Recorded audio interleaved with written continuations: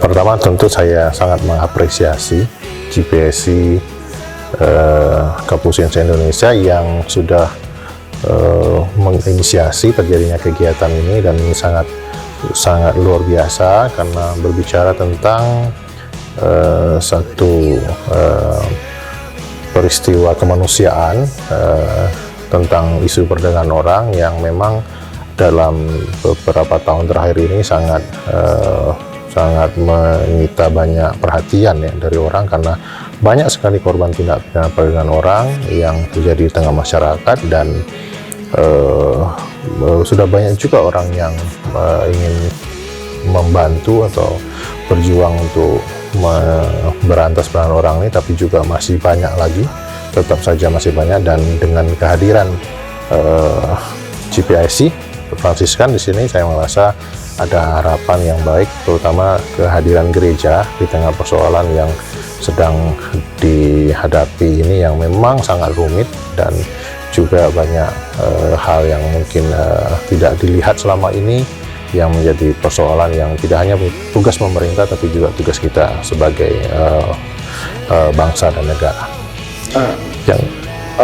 Sorotan utama dari sesi yang 2 hari ini Romo sampaikan apa yang sebenarnya mau ditekankan? Saya kira saya hanya menganimasi dan memotivasi terutama kepada para saudara-saudari Fransiskan yang saya yakin dan percaya secara kualitas saudara-saudari Fransiskan memiliki kualitas yang sangat baik, dan juga memiliki juga karya-karya bekasi yang sudah dilakukan selama ini terhadap pekerja migran, terhadap juga isu-isu perdagangan orang, terhadap isu-isu kemanusiaan yang lainnya.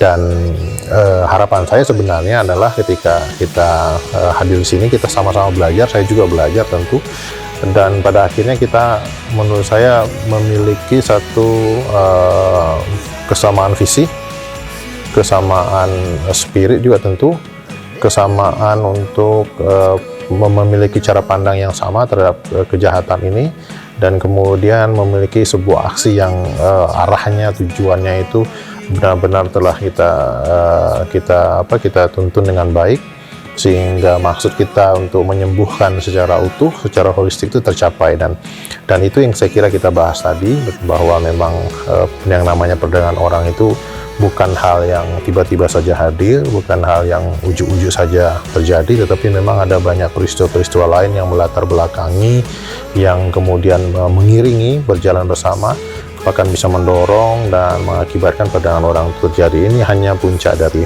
persoalan, dan itu yang mau kita bahas, akar persoalannya, peristiwa-peristiwa ngikutin, dan apa yang bisa kita lakukan sebagai seorang saudara-saudari Fransiskan. Nah, proses berjalan dengan baik tadi, dan saya kira arahnya sudah jelas. Kita ingin membuat satu sistem yang baik untuk bisa dipakai oleh semua saudara-saudara Fransiskan dimanapun berada, secara khusus di Indonesia ini, sehingga ke depan role map-nya sudah tahu ya.